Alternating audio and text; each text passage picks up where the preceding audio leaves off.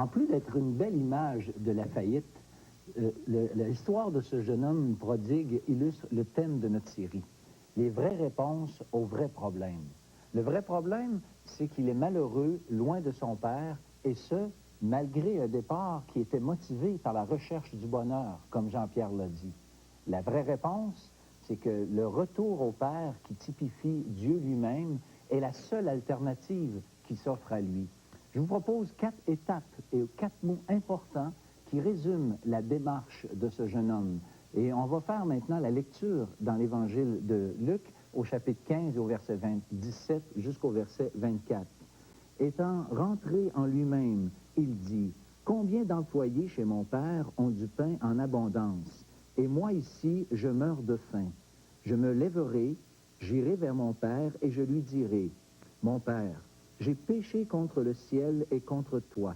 Je ne suis plus digne d'être appelé ton fils. Traite-moi comme l'un de tes serviteurs ou de tes employés. » Il se leva et alla vers son père. Comme il était encore loin, son père le vit et fut ému de compassion. Il courut se jeter à son cou et le baisa. Le fils lui dit, « Mon père, j'ai péché contre le ciel et contre toi.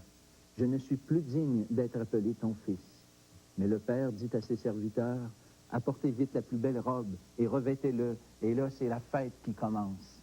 Voyez-vous, la première chose que ce jeune homme a fait, c'est qu'il a été convaincu. C'est la réalisation de ce qui lui manquait était exactement ce qu'il avait jadis rejeté.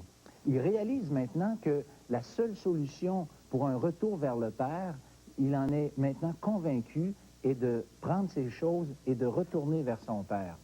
Il en est exactement ainsi pour nous. Le rejet de Dieu nous prive de ce qui est nécessaire pour notre bonheur.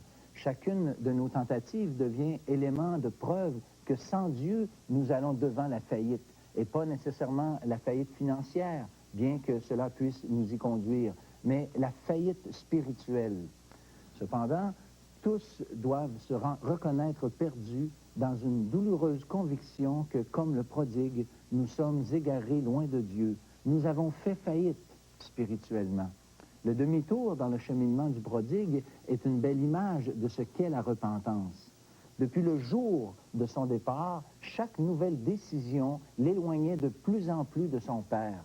Mais ayant maintenant fait demi-tour, chaque jour le rapprochait jusqu'à ce que le Père, qui était encore loin, puisse le voir. Ce qui nous amène à la deuxième étape, la compassion, cet accueil que le Père lui a fait.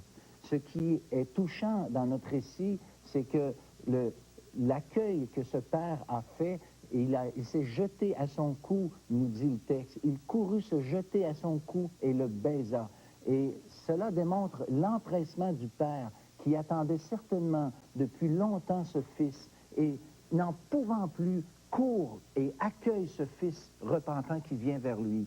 Sans doute, vous comprenez que cela est une merveilleuse image pour nous enseigner que Dieu offre aux pécheurs repentants un accueil tout à fait semblable. Lorsqu'il était encore loin, que j'aime cette pensée, Dieu prouve son amour, nous dit la Bible, envers nous, en ce que lorsque nous étions encore des pécheurs, Christ est mort pour nous.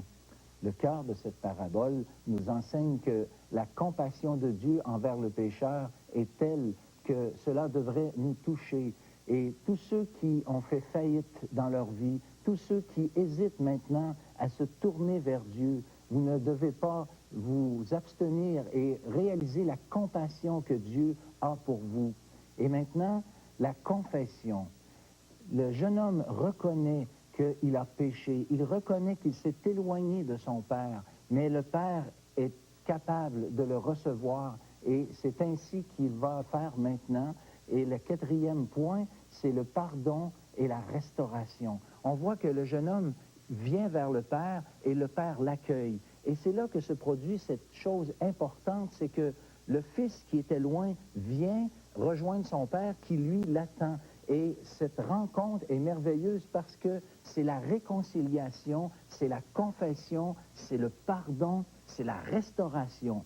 Vous pouvez, vous qui avez fait faillite spirituellement, vous pouvez venir de cette façon-là à Dieu et recevoir simplement dans une courte prière, dans vos propres mots, lui demander, Seigneur, je reconnais mon péché, je veux venir à toi, je réalise que tu es un Dieu qui m'aime, un Dieu qui m'a accueilli et je te reçois maintenant. Faites-le, je vous en supplie.